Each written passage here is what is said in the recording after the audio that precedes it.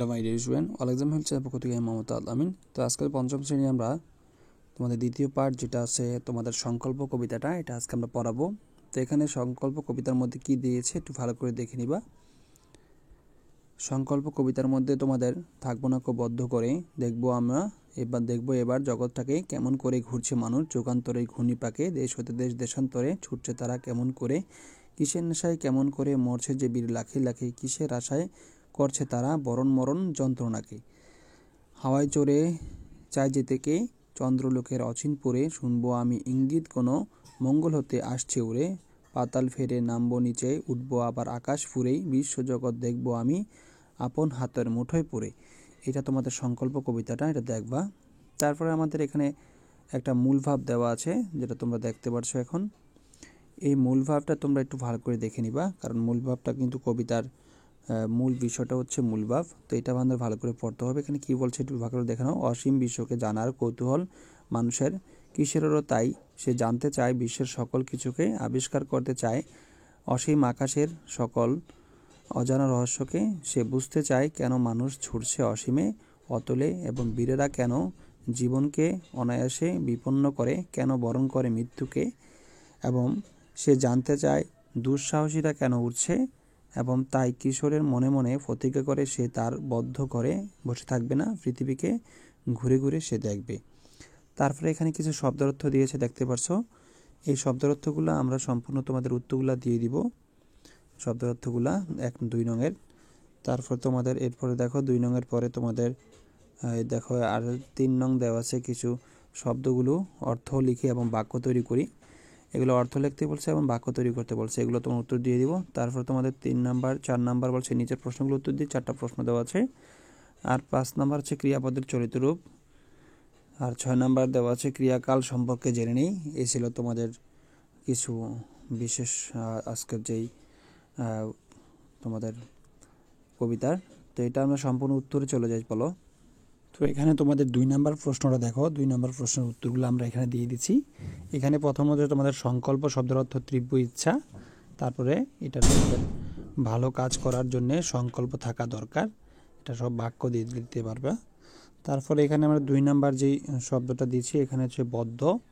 বদ্ধ শব্দের অর্থ হচ্ছে বন্ধ, বন্ধ করে আলো বাতাস ঢুকতে পারে না। যুগান্তর অর্থ এক যুগের পর আরেক যুগ, অন্য যুগ বলা হয়। দেশি গণনা মতে 12 বছরে এক যুগ হয়। অনেক যুগান্তর পার হয়ে আমরা বর্তমান সময়ে এসেছি। তো এখানে আরও শব্দার্থ দেওয়া আছে তোমাদের।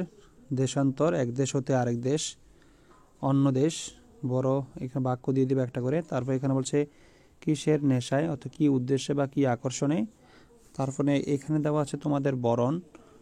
বরণ অর্থ কোনো কিছু সাদরে গ্রহণ। মরণ যন্ত্রণা অর্থ মৃত্যুর মতো কঠিন যন্ত্রণা।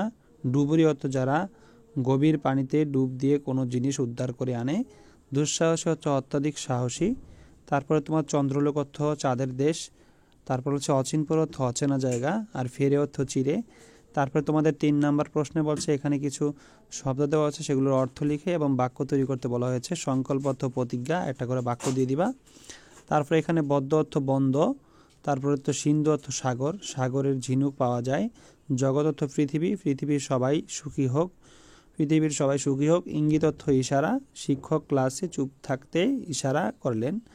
বরণ অর্থ সাদরে গ্রহণ, আমরা অতিথিকে সাদরে গ্রহণ করব। তারপরে এখানে আমাদের কিছু প্রশ্ন দিচ্ছে, প্রশ্নগুলোর উত্তরটি দেখে নাও। এখানে প্রথম হচ্ছে কবি বদ্ধ করে থাকতে চান না কেন। বলছে বিশ্বের সব অজানা রহস্যকে জানার অদম্য কৌতূহল রয়েছে কবির, তার ইচ্ছা গোটা জগতে ঘুরে দেখবে, তাই কবি বদ্ধ করে থাকতে চান না। 2 নম্বর প্রশ্ন যুগান্তরে ঘূর্ণিপাক, মানুষ ঘুরছে বলতে কি বোঝায়। যুগান্তর অর্থ হলো এক যুগের পর আরেক যুগ। যুগান্তরের ঘূর্ণিপাক মানুষ ঘুরছে বলতে বোঝায় মানুষের যুগের পর যুগ পার হয়ে নতুন দিনের পানে এগিয়ে চলছে।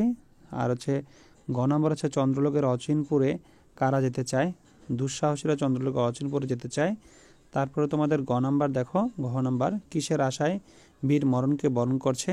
বীরেরা পৃথিবীর সব রহস্যকে জানতে চায়, মানুষের জীবনকে সুখী এবং সুন্দর করতে চায়, সে আশাতে তারা নিজেদের জীবনকে অনায়াসে বিপন্ন করেছে। আর তোমাদের 9 নাম্বার হচ্ছে কবি কবি হাতের মুঠোয় পুরে কি এবং কেন দেখতে চান? কবি হাতের মুঠোয় পুরে বিশ্বজগৎ দেখতে চান এবং এই বিশ্বজগৎ অসীম রহস্য ঘেরা। সমস্ত রহস্যকে জানার জন্য কবির কৌতূহল শেষ নেই। এ কারণে তিনি বিশ্বজগৎকে হাতের মুঠোয় পুরে দেখতে চান। এখানে কিছু ক্রিয়াপদ দেওয়া আছে, সাধু এবং চলিতরিত। বলছে আঁকবো, আঁকিব, ছুটছে, ছুটিতেছে, দেখব, দেখিব, আসছে, আসিতেছে, ঘুরছে, ঘুরিতেছে, চলছে, চলিতেছে, মরছে, মরিতেছে। তারপর তোমাদের 6 নম্বর ক্রিয়াকাল সম্পর্কে জেনে নিই। এখানে ক্রিয়াকাল সম্পর্কে কিছু তোমাদের বাক্য দিচ্ছে, এগুলো তোমরা দেখে নিবে 6 নম্বরে। আর এখানে কিছু উত্তর দিতেছে, ক্ষয়ের উত্তর দেখো। এখানে করতে হবে, 2 নম্বরটা হবে ব্যবহার, 3 নম্বরটা লাগাবে, 4 নম্বরটা হচ্ছে করবে।